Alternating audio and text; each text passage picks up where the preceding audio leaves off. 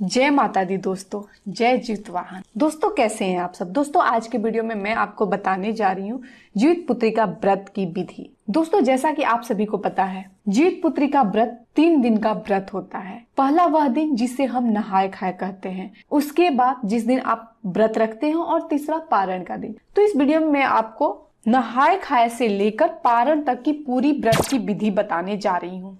तो इसके लिए आप हमारे साथ वीडियो में अंत तक बने रहे और संपूर्ण वीडियो का लाभ उठावे। वीडियो पसंद आता है तो वीडियो को लाइक जरूर कर दीजिए और प्रतिक्रिया में जय जीतवाहन अवश्य लिखे। आइए वीडियो शुरू करते हैं। दोस्तों सबसे पहला दिन जो होता है व्रत का प्रारंभ जिससे होता है वह होता है नहाए खाए से।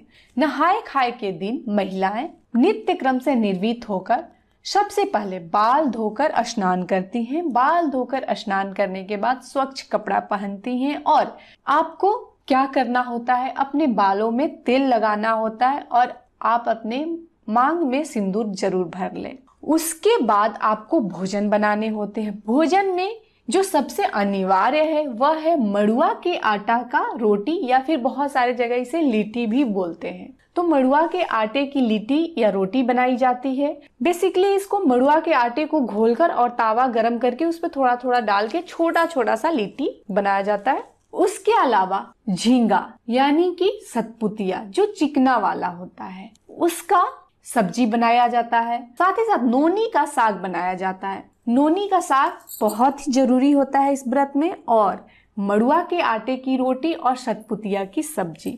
दोस्तों कई सारे जगहों पर छोटी छोटी जो सतपुतिया होती है जो बिल्कुल भाती होती है उसे निगला भी जाता है कई सारे जगहों पर, और कई सारे जगहों पर लोग नहीं निगलते हैं। दोस्तों जो लोग भी मांसाहारी हैं, मांसाहार करते हैं, वे इस दिन मछली निश्चित तौर पर खाते हैं, और जो लोग शाकाहारी हैं वे लोग इस दिन लहसुन प्याज तक भी नहीं खाते हैं। दोस्तों नहाए खाए के दिन ओठगन बनाया जाता है। ओठगन बनाने के लिए आपको आटे लेने होते हैं और आटे में गुड़ या फिर आप चीनी मिला सकते हैं, और एक तरह का यह ठेकुआ होता है।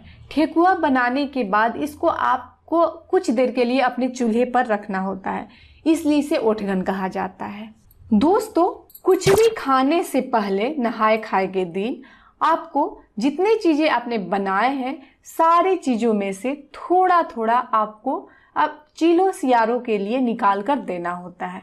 चीलो सियारों को भोजन नेनुआ के पत्ते पर, यानी कि दिल्ली में इसे तोरी बोलते हैं, तरोई भी बहुत सारे जगह बोलते हैं, उसके पत्ते पर आपको थोड़ा सा चावल, मड़ुआ की लिट्टी, जो भी चीज आपने बनाए हैं सारी चीजें उस पर रखना होता है। ध्यान रखिए ओठगन उस पर नहीं रखना होता है, सिर्फ और सिर्फ भोजन के लिए जो चीजें आपने बनाया है वही रखना होता है। मड़ुआ की आटे की रोटी या लिट्टी, सतपुतिया की सब्जी, नोनी की साग, और इसके अलावा जितने भी चीजें आपने बनाए हैं सारी चीजें में से थोड़ा थोड़ा आपको चीलो और सियारों को देना होता है।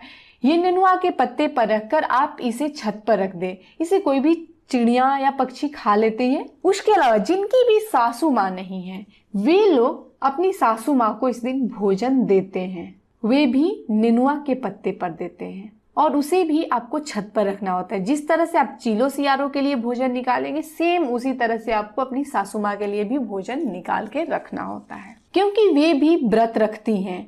मरने के बाद भी ऐसा माना जाता है कि वे व्रत रखती हैं, वे भी नहाए खाए के दिन भोजन करती हैं जो आप भोजन देते हैं, और वे भी व्रत में रहती हैं, ऐसी मान्यताएं हैं। उसके बाद आपको भोजन कर लेना है।